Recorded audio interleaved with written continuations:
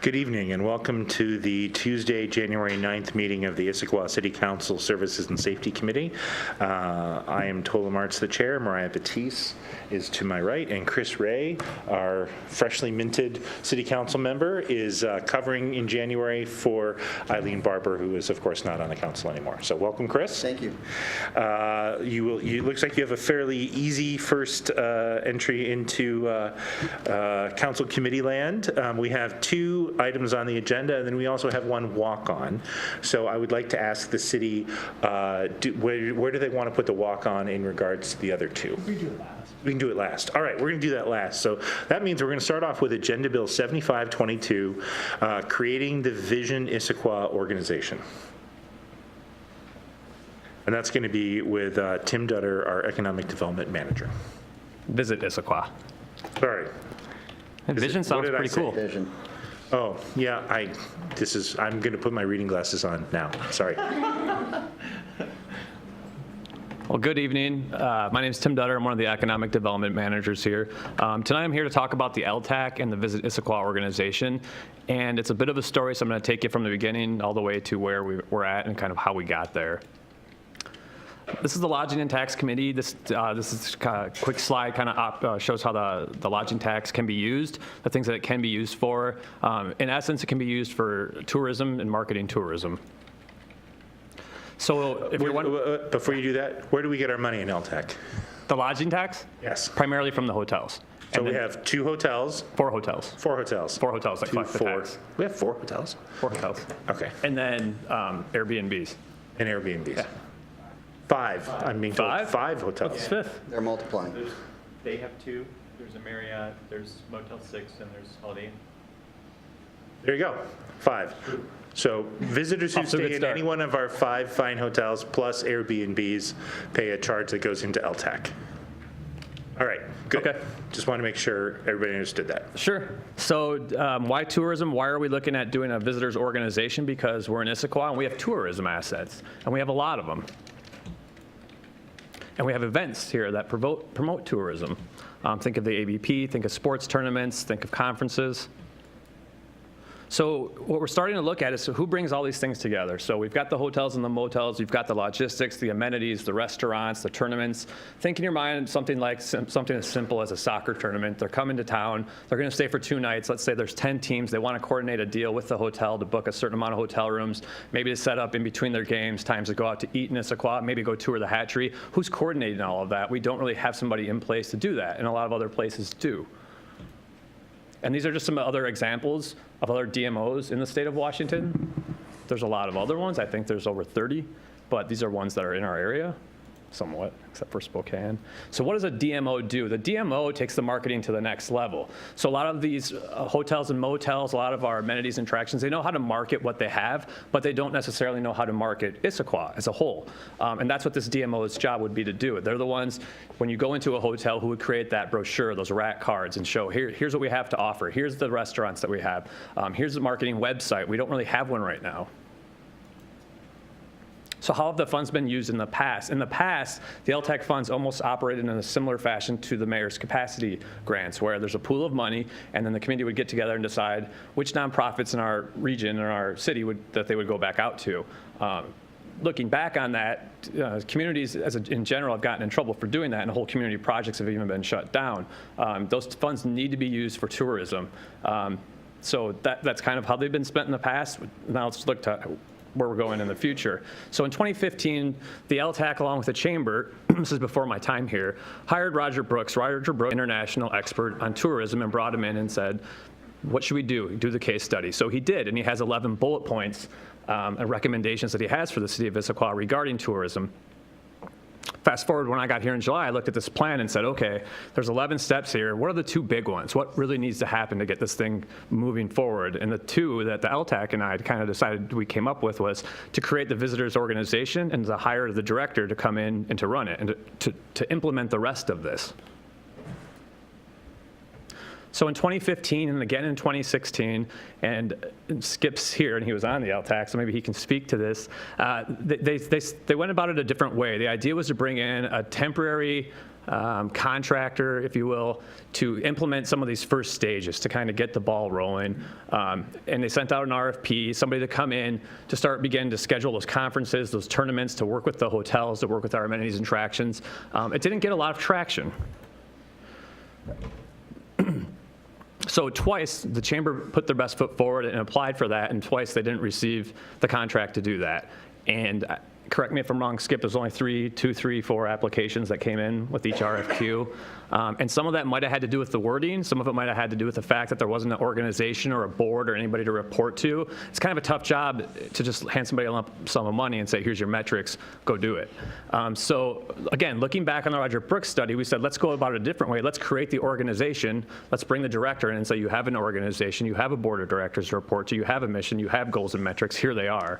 So the first solution, the first part of the solution would be create the organization, form the board of directors, the articles of incorporation, and have the bylaws. It's kind of your standard nonprofit. And then the second part of that is bring the director in to help run it. So this is where you start to see a bit of a fork. The LTAC doesn't change. The LTAC remains what it is. It's regulated by state laws, and they control the funding for how those funds are spent. The Visit Issaquah organization would be the destination marketing organization and would get those funds appropriated from the LTAC each year. And I've got a slide that'll kind of illustrate that. Where are the finances at? 2016, the lodging tax came in at about 180,000. 2017, it came in at 200,000. So we're seeing an increase, and hopefully that continues to move up. And going back, let me rewind. Sorry, I'm jumping a little bit, and I don't mean to, but it is a little bit all over the place. If you go back to the 2014 study, one of those suggestions out of the 11 that Roger Brooks recommended was to start to hold those funds from giving them back out to the nonprofits in the local area, freeze that for now, and decide that these should be put into economic development funds and not just going back out to nonprofits. So they did that. So they held meetings with these nonprofits and said, in its place down the road, you have an organization coming that will boost your marketing for you. And it was received in pretty well response. So they're looking forward to something like this.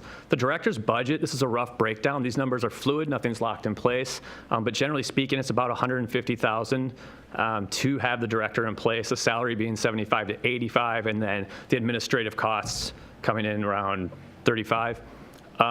And they also have a marketing budget of $30,000 to put back in to boost these other events. So if Dia's holding an event, the visitors organization should be boosting that event. Same with Fish, same with the Fenders. They should be helping those organizations that we have locally. They should be marketing that for them and giving it a boost.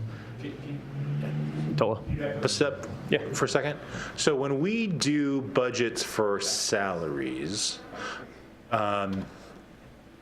it's my understanding that money for personnel doesn't track, what we see as a number generally doesn't track directly with what their salary is, right? Typically there's a multiplier. So if we say I'm not going to pick a specific job.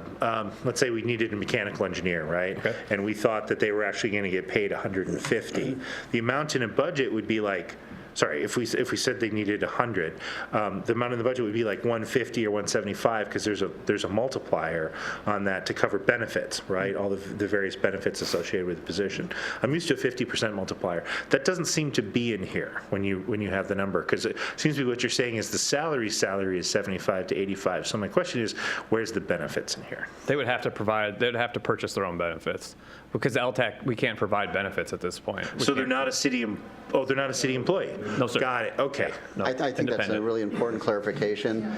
They would be an employee of the not-for-profit that would be set up, and the LTAC would be the funding entity for the not-for-profit that we would authorize. Correct. And then they could set up their own compensation scheme as they saw fit. Correct. Got it, okay, thank you. Sorry, I should have clarified that from the start. So Why do we ask? one of the concerns I've heard from community members and in talking to businesses is, if you spend all this money on the director, what else do you have to spend for marketing? Well, we have a good amount of it, because if you remember, that budget for the visitors organization is budgeted for $30,000 annually to go out for marketing. And then the LTAC also, there's still 50,000 left over. So the LTAC still has control over 50,000 to do, if they want to appropriate that to visit Issaquah, great. If they want to do a new project with it that promotes tourism, great. But that's annually. And then there's the reserve fund. So there's $500,000 in reserves as well. So there's no lack of funding. I'm inclined to kind of to rush this because I think it's time we have to start doing something. We need to start spending these fundings on destination marketing and tourism. So I know my boss is kind of always telling me, be patient, slow down. But I mean, to me, it seems like there's a need to kind of get back to these nonprofits, get this thing in place, and respond to them and say, here it is. Here's what we promised. Here, the person's coming. The organization's being formed. Here we go. Just a clarification. So we've been collecting these LTAC fees for some time, right? And what have we been doing with them historically? Historically, they operated more like capacity grants. So the LTAC would get together once a year. They would look at the amount of money that they have. They would receive the applications and send the money back out to the nonprofits. But again, the problem with that is that's not always related to tourism. So like Village Theater, History Museum, they were the ones that were applying for the LTAC grants. And that's a little bit on the edge of okay. Well, this would be a change. My understanding is this would just be a sort of strategic change in how we envision using LTAC. Yes. Is the way to put it. Whether not right or wrong, but different. Differently. Yeah. We're trying to hire that director, somebody who's an expert in this, in the destination marketing, bring them in and kind of tell them what their budget is and let them have at it and get going. They need to come up with a marketing plan, a marketing strategy, obviously right off the bat. But that's what they'd have a board to guide them and to have their metrics as well.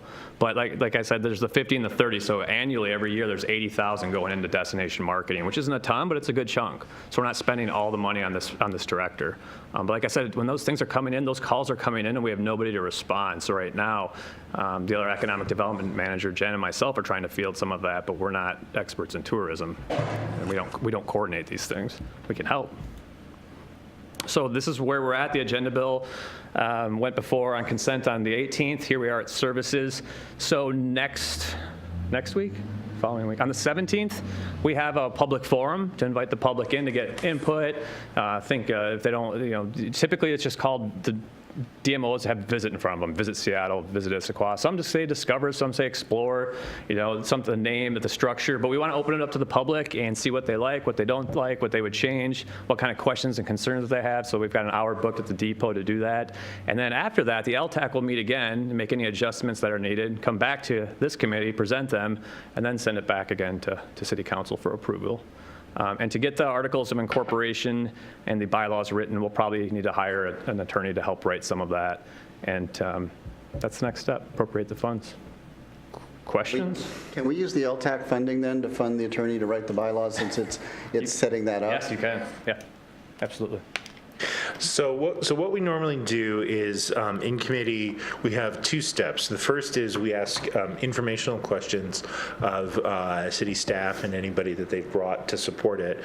And then what we do, at least in this committee, most committees, is take public comment. And then, and you've been to these before, but as a new council member. I appreciate the primer. And then we discuss what we want to do afterwards. So, Mariah. Thanks for the presentation, Tim. Can you go back to the slide that just talked about the budget in general? This? Yeah. So just a couple, you've got 10,000 for rent. Is something mapped out in terms of where? That's just... No, those are kind of the discussions that we're having is where would this person be? Do they need a physical space? We're thinking at the beginning for now, and I've checked with the hotels, we'll float them between the hotels. Can they set up in an office? We'll give them a laptop, their phone, they have everything they need, but we're thinking that for now, before they find a home, that they would float between the hotels. Okay. And then in terms of the board of directors, has there been discussion about how that would be structured at all?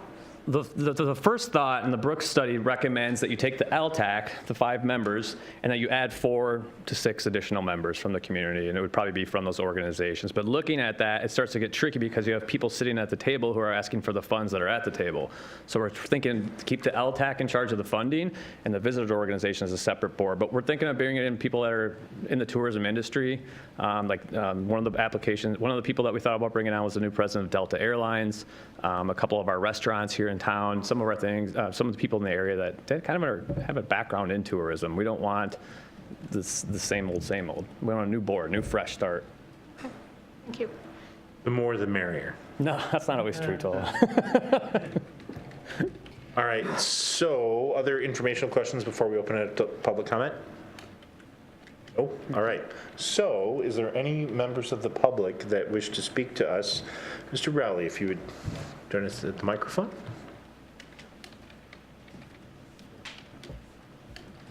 If you care to mention your association to the city, you're welcome I will to. do it. Skip Rowley, 1595 Northwest Gilman.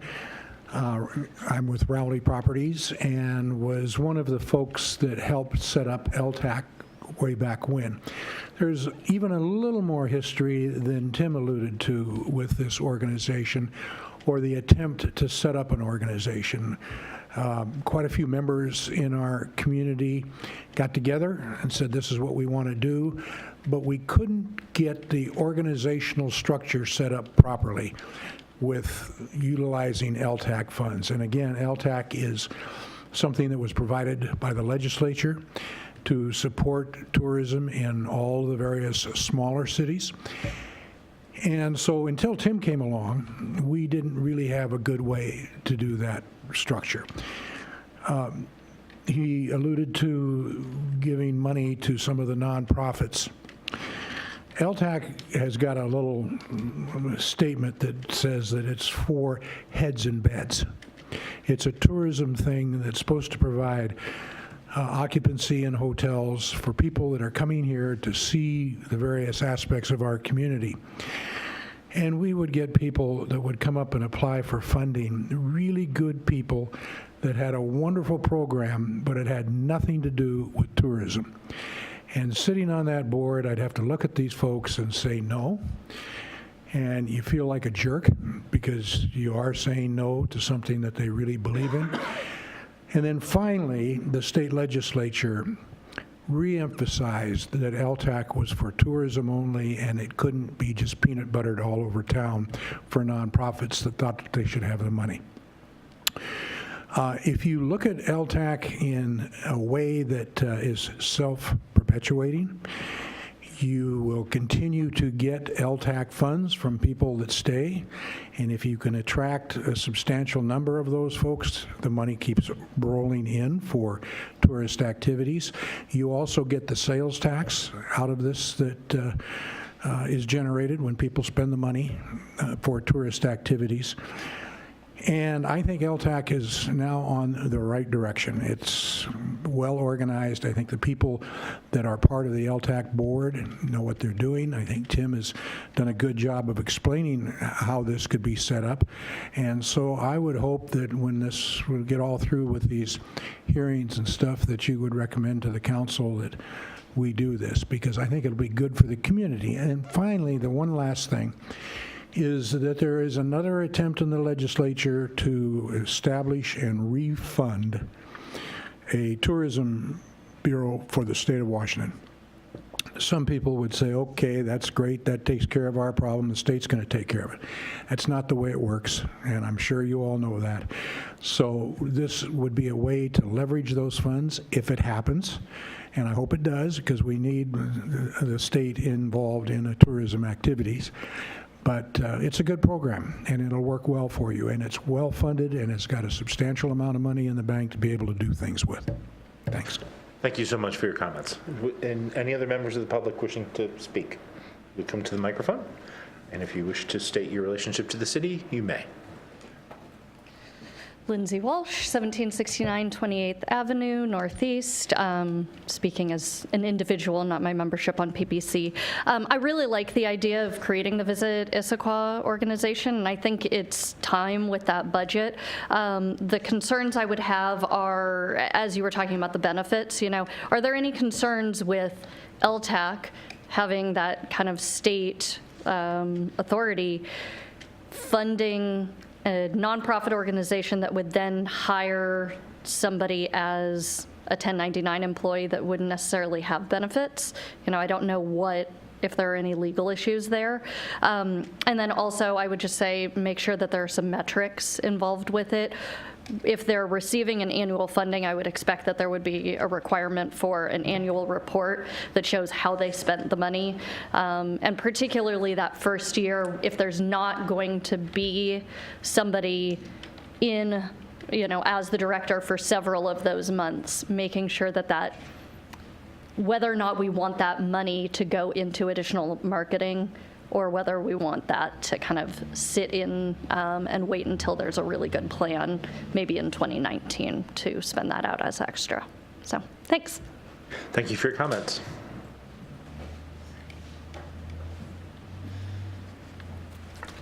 Vicki Hunt. I'm at 925 Highwood Drive Southwest. I'm also a member of the Planning Policy Commission, but I'm speaking just as an individual tonight. I am glad to hear that the Airbnbs are included in this Visit Issaquah and in the LTAC, and that was one thing that I just wanted to bring up as a important component, because I think that the sharing economy is growing. It's a growing sector of the economy. There are more and more startups like Airbnb. I just looked up, and there are about 9 competitors, and I imagine that list will continue growing. And I think one benefit potentially of having a director of Visit Issaquah would be to coordinate that growing list of Airbnb, VRBO, those sorts of companies that will be bringing people for less formal stays, for day stays, where they will be using the restaurants and the trails and those sorts of things also. Thank you. Thank you for your comment. Anyone else in the public?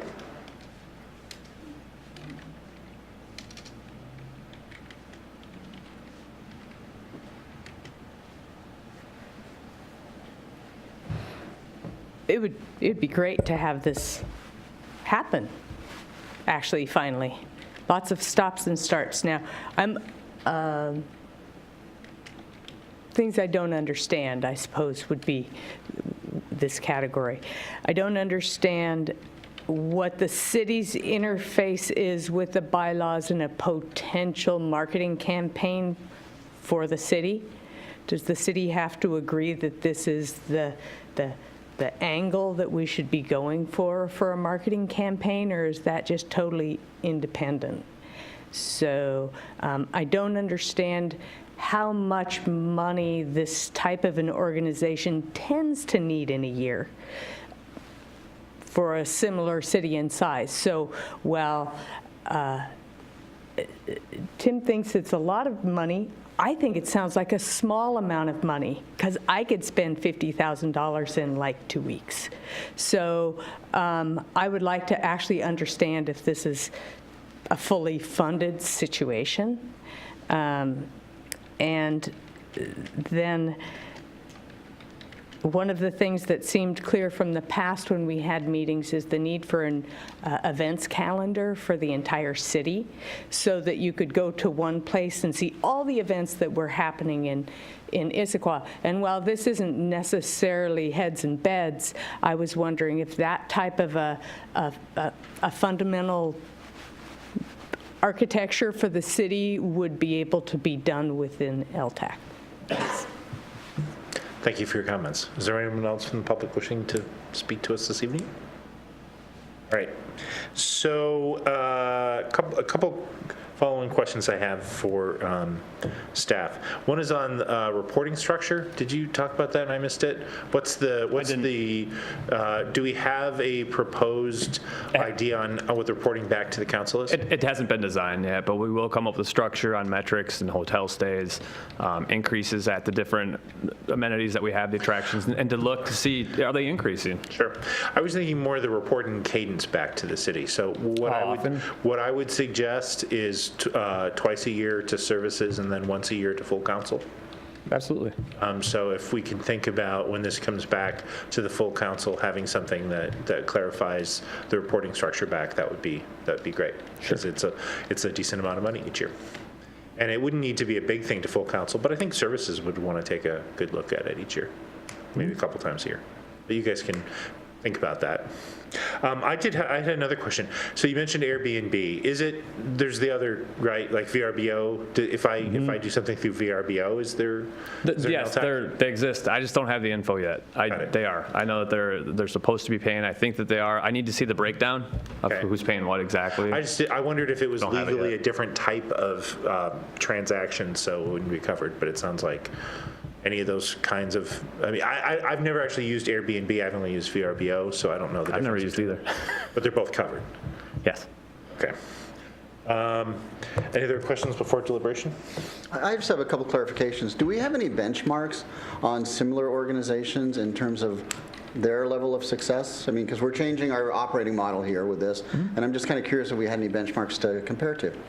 We have them. I can gather them. I can present at the next safety meeting, give a few examples of success and Visit Ellensburg or Visit Bellevue. But yeah, give you a few examples of some I of was their just success. kind of picking up on the comment around one of our metrics has to be return on investment, and so are we seeing that? And I love the notion that this can be a accelerating loop. So as we are successful, then we have more people staying here, we have more money, we have more investment. It all goodness flows. But I'd like to see something about what are benchmarks and what our expectations would be.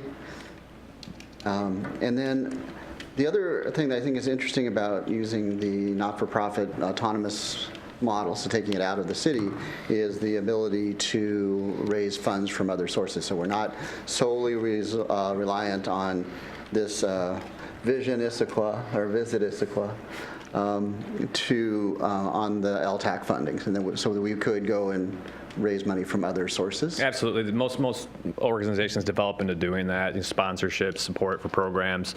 But yeah, this isn't usually the sole source of funding. For now it is, but I would hope that they would evolve into what you're talking about and do that. And then just two really quick questions. One is around fund balance. So I got the impression we're not spending all the money that we have collected from LTAC over the years. So we have a bit of a Reserve, good word. war chest. Yeah. So we do have some startup capital.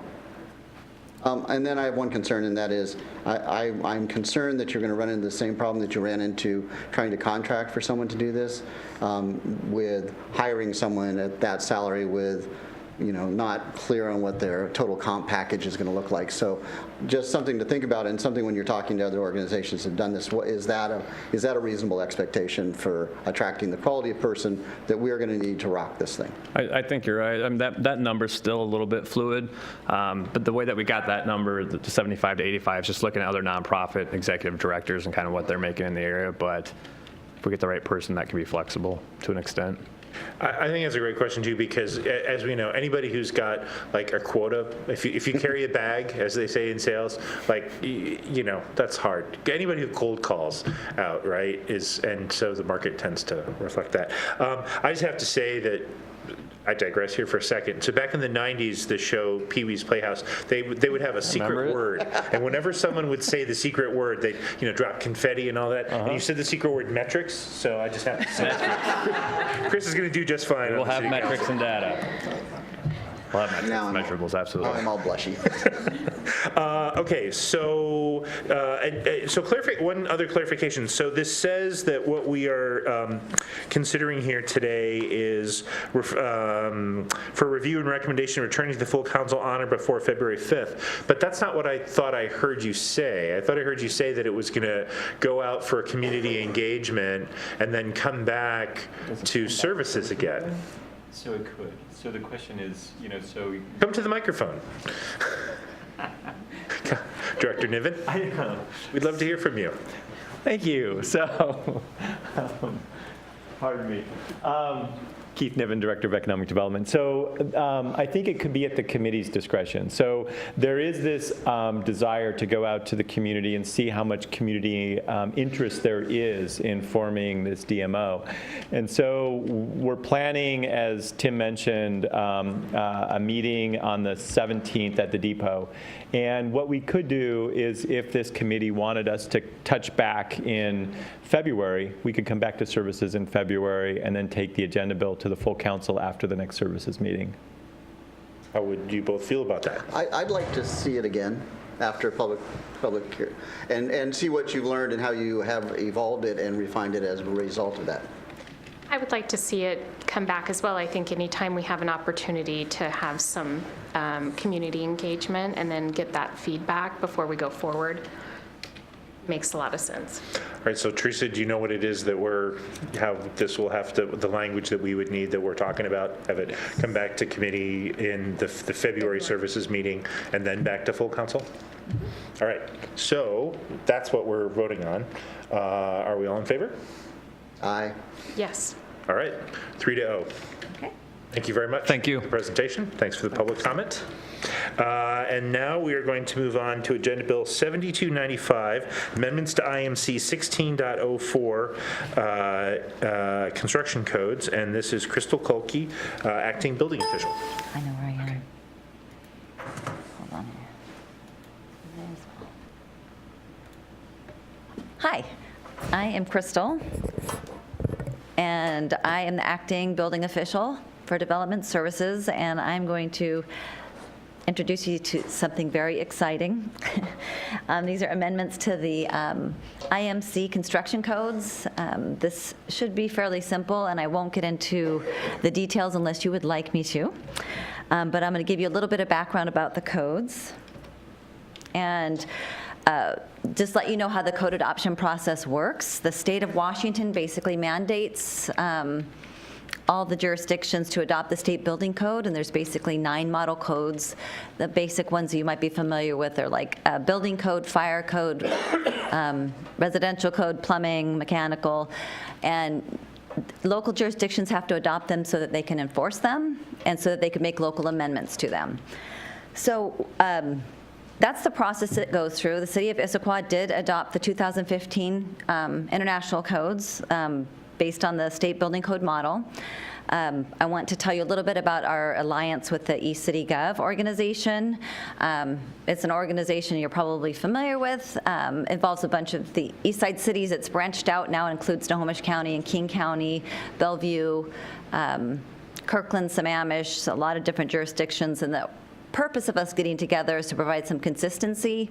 The building officials get together, they work on code amendments that incorporate local benefits. They have a big presence in the online permitting, which Issaquah has participated in, and I tell you about that because it's going to kind of explain a little bit about the 2 phases that I'm going to talk to you about for adopting the building codes. Phase 1 is the purpose of Agenda Bill 7295, which I have in front of you, and it's in your packets. And it's basically refining the code adoption language so that we can put some specific language in to clarify some of the codes. And it's primarily administrative in nature, and I'll get into the details in the next slide. Phase 2 is more in-depth. It's going to include some rewriting of some sections of the construction codes, as well as incorporate potentially some modifications considering some community input. So phase 1 is an update to the Construction Administrative Code. It's basically Chapter 1 that regulates all 9 of the codes, and it talks about just basic administrative policies. There are some updates basically aligning our code so that it's consistent with how we're actually doing business right now. We're refining adoption language for the codes. It's just kind of a procedural thing to correct some things so that it's accurate. And the bulk of this agenda bill has to do with the International Building Code and the amendments to that. It removes some incomplete amendments and replaces them with, this is the unusual piece, a City of Bellevue ordinance.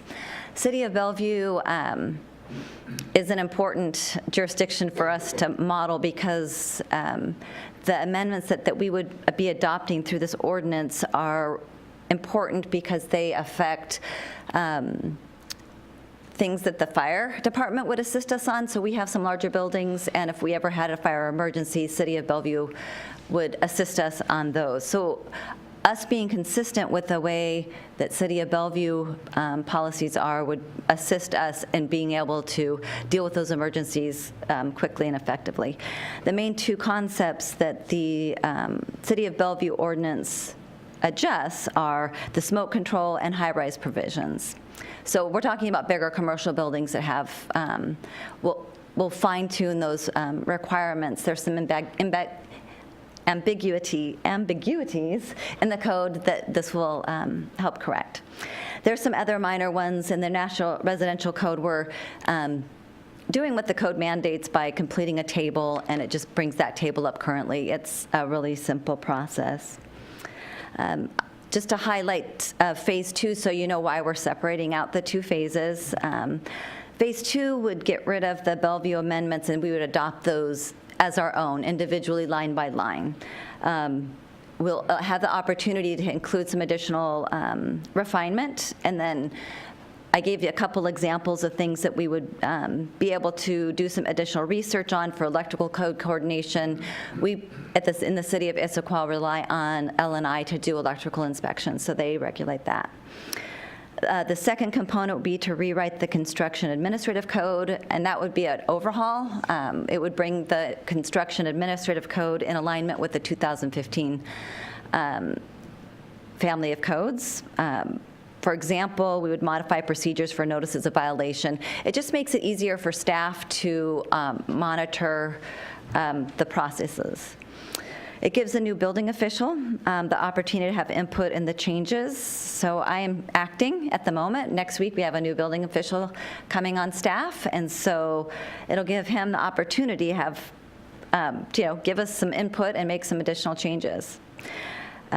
We would be able to coordinate in detail with the fire marshal to incorporate any coordinating changes we need to do. We can include fire code changes as well as building code.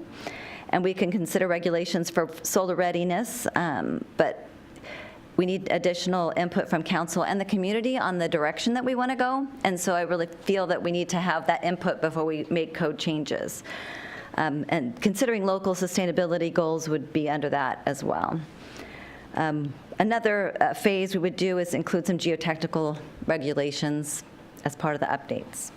So that kind of summarizes the two phases. I can go into some of the details in your council packet. I do a kind of an itemized breakdown of all the different changes, and then you have the text. It does get detailed and technical. It's not terribly interesting if you're not interested in that, but I have some possible questions that you might have. One is, why are we adopting the City of Bellevue ordinance instead of just modifying each section in our codes? And it's basically a time reason, lack of resources. My involvement with the City of Issaquah is only on a part-time basis, and I just haven't had the resources to do it line by line. We do have a work plan in place in 2018 to do this in the phase 2 capacity. And as I mentioned before, the new building official will have the opportunity to give input. And it allows staff to take hold of phase 1, see what changes need to happen so they can implement those in phase 2. And that's the second question.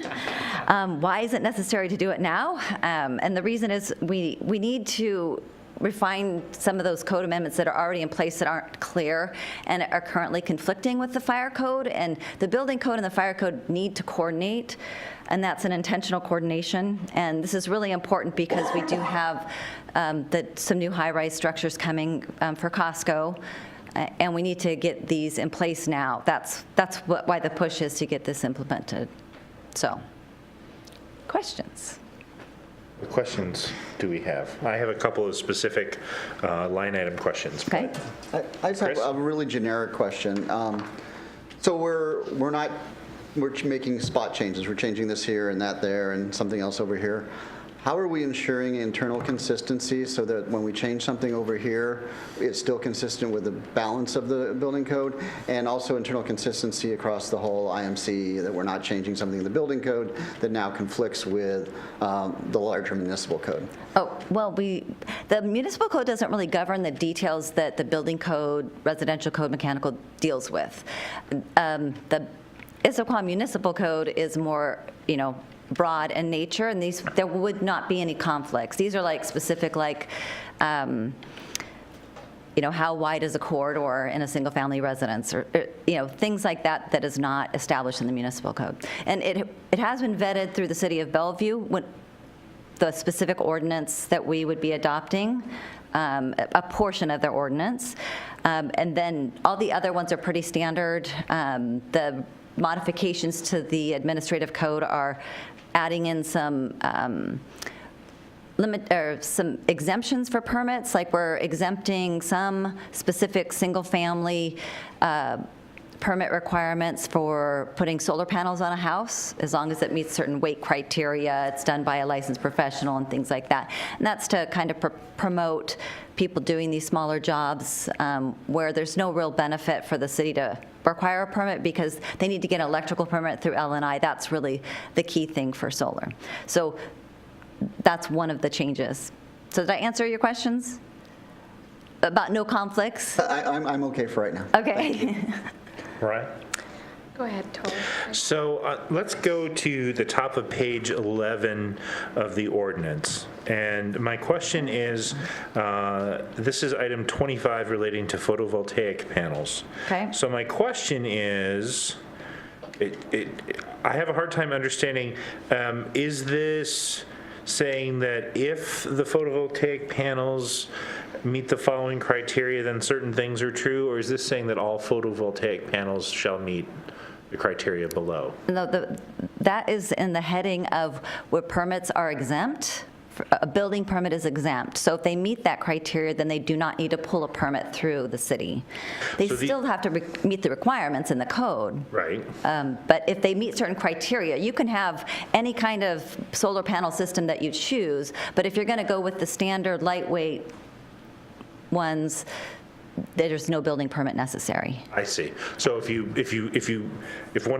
miss one of these, you need to go. Come in So if for a you're more than permit. 3.5 pounds per square foot, Definitely. for instance. Then you need to come in for a building permit. Okay, got it. And then the other question that I had around specific language is on the top of page 17 of the ordinance, climatic and geographic design criteria. Mm-hmm.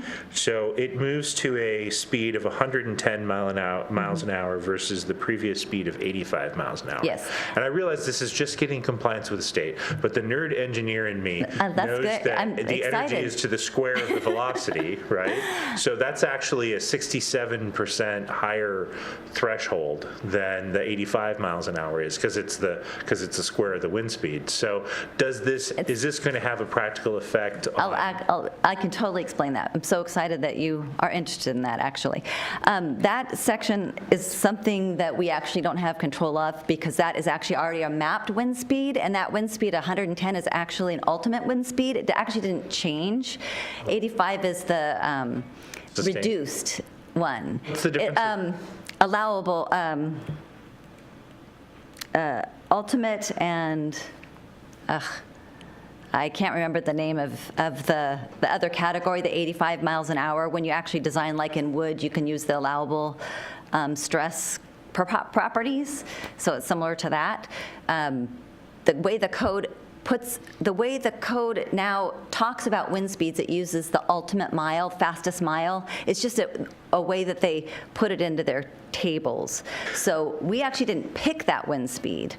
That was actually already graphed for us. What you're saying is the net effect, if Mr. Rowley wanted to put another wall up someplace on one of his properties, the wind loads the resulting wind loads that he would have to design to, you're saying the practical effect is that there's no change. Is that what you're saying? That's true, except the table that you're referring to is actually in the residential code only, so Mr. Rowley's properties wouldn't be governed by that. This is actually intended just for single-family and duplex properties, and it's a table meant to be easy for somebody who's a non-engineer to go into the tables and they could pick it out.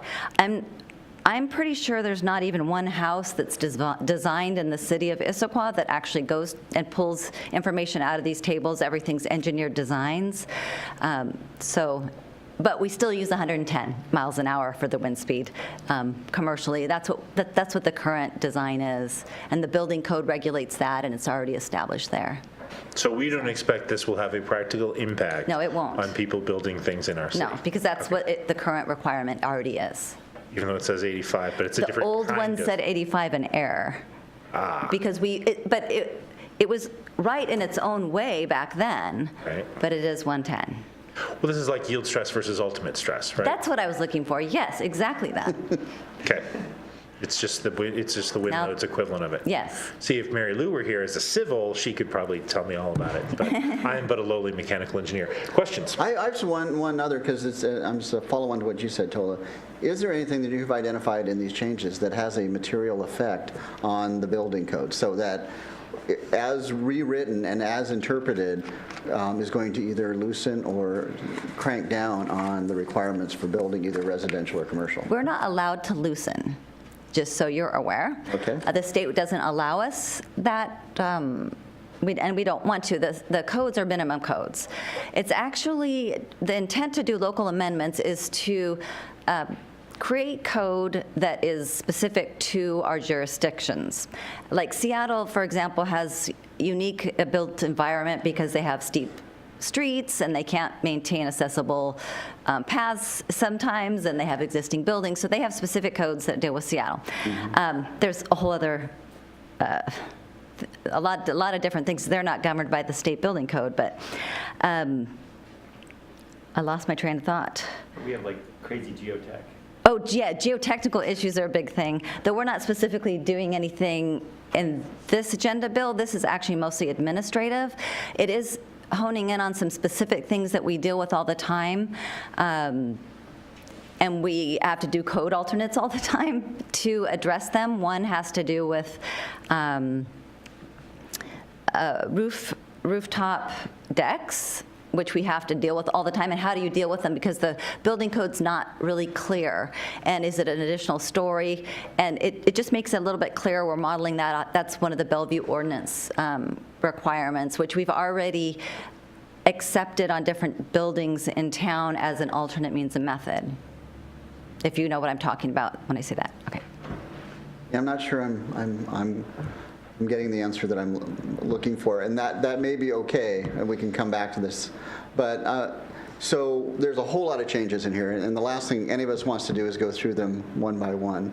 So, right, because you guys don't want to go through this one by one. So I guess I'm looking for, are there things where we're making a change to conform to either the new state codes or what we're adopting from Bellevue, where you would say that this is a significant departure from where we've been in the past?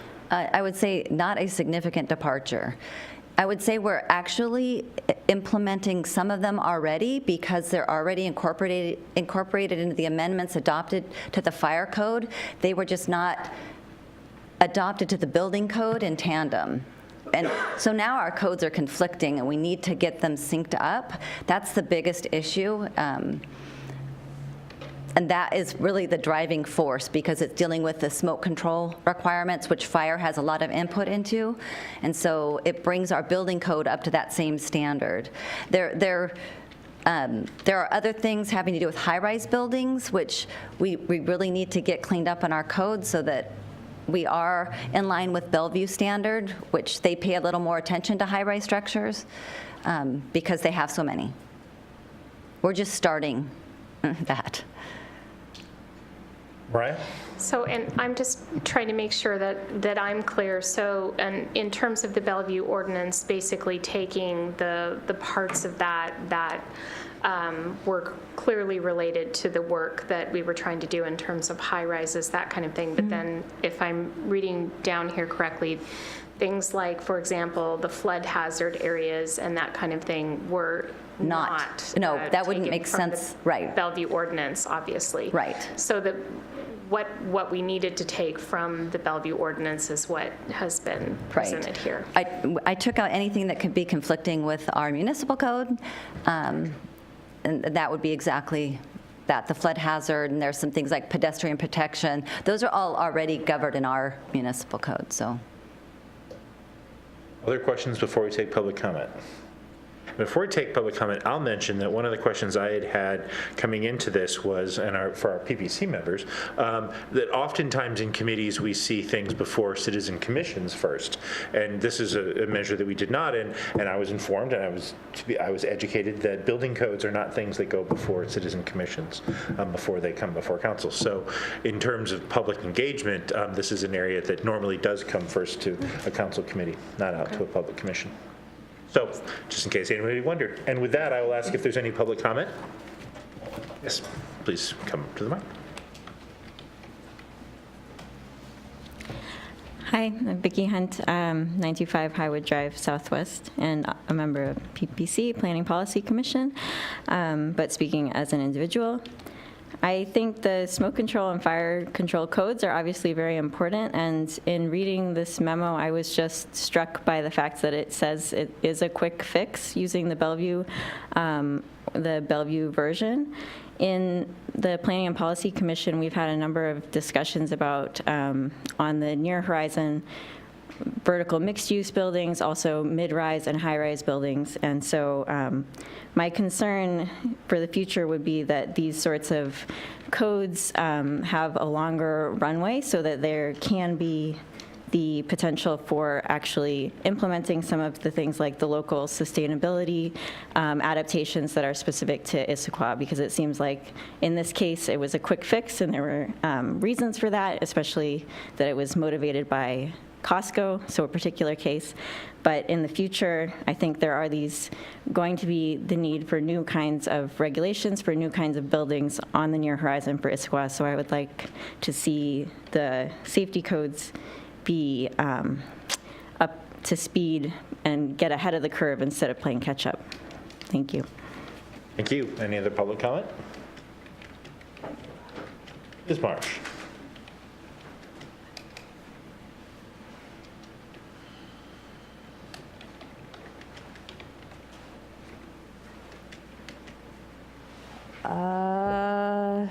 Number 23, an exemption says no building permit in the public right-of-way, and I don't really understand that.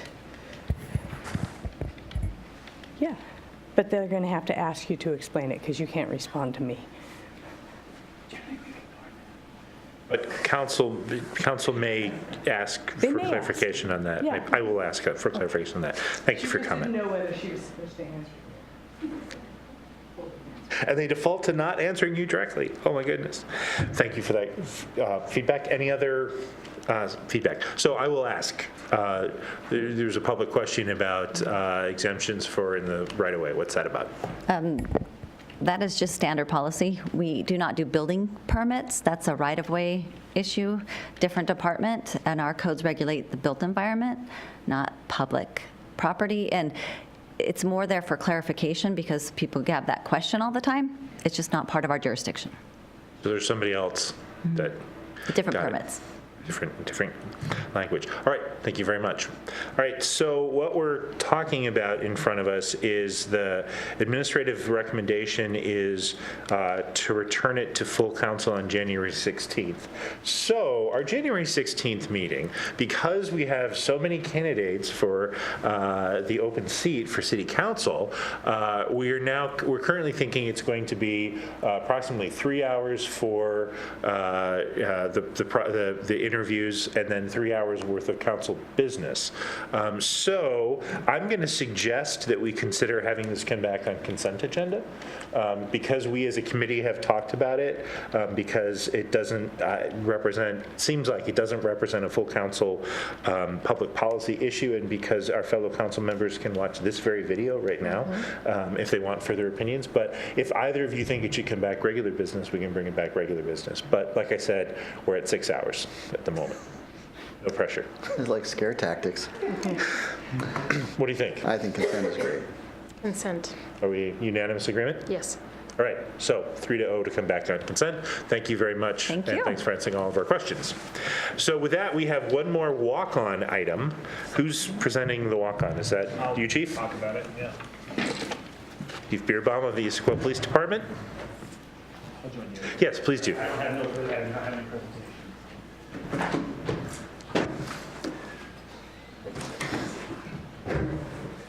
Thank you. I'm Chief Scott Beerbaum of the Police Department. Tonight, this is a walk-on item. It's kind of a short-term, it's more of an awareness item for you guys to discuss further.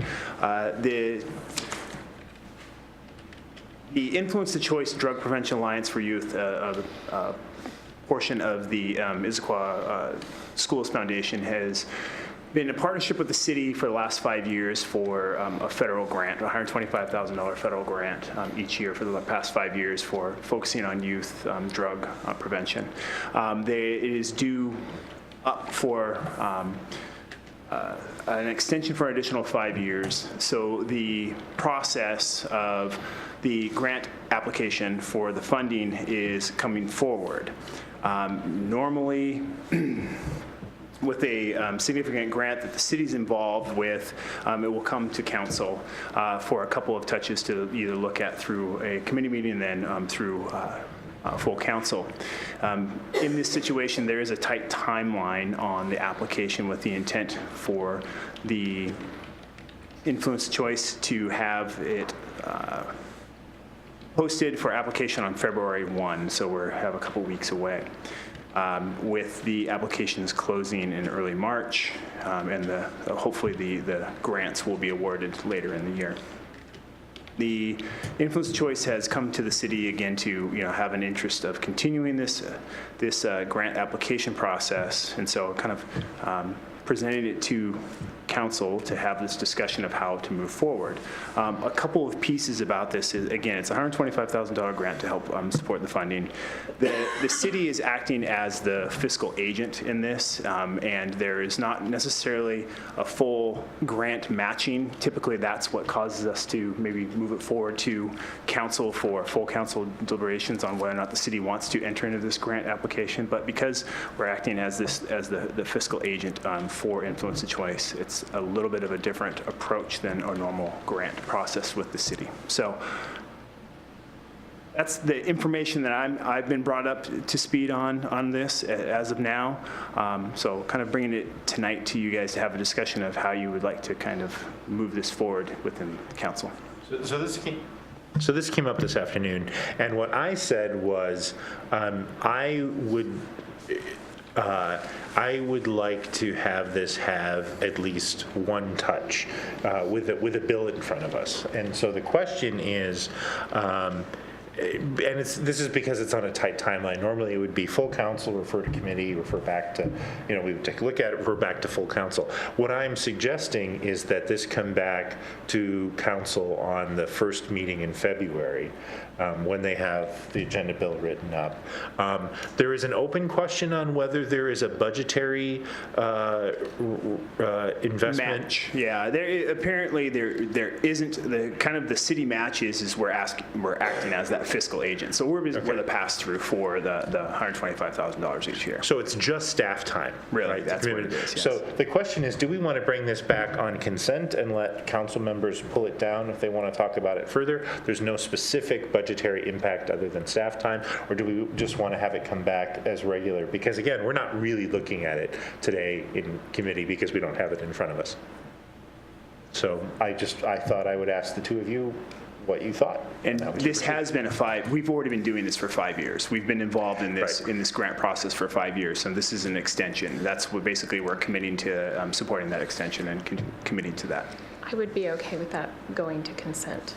You think, Chris? I'd rather put it on regular business because we haven't heard it. I mean, there's been no work done on it, and so it could be a very brief discussion.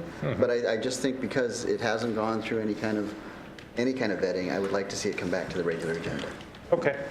And then that would also mean that, because it is an agenda, because it is not an agenda bill in front of us today, I didn't intend to take public comment, but if it's going to be on regular business for the first meeting in February, that facilitates public comment on it as well. I think that's So we're in agreement to bring it back, regular business. Does the city have any questions about our request? No, the agenda bill will be completed, it will be submitted, and it will be in the packet, so the council will have opportunity to review it and have that information in front of you. Again, with that, the back history as well, because that's the important part of this as well. This is the extension of the original grant that was awarded in 2013. Yeah, and I would ask that you or the right designated person Yeah. come and speak to it. Yeah, and I'm sure that Influence and Choice would probably be willing to Happy to. be here to answer questions as well. That'd be great. So I just want to confirm that you Yes. want, your consensus is to 3-0 to bring it back to regular business on what date? The first meeting in February, which is the 5th? Yeah. February. So coming back on regular business on the 5th. And that works for the 3-0. grant timeline? Yeah, as long as That's if my the understanding. council, it would still work. The February 5th would still work. I talked to the mayor this afternoon, and she was okay if that was what we decided we wanted to do. All right, there we go. And with that, we are adjourned. Thank you very much, everyone.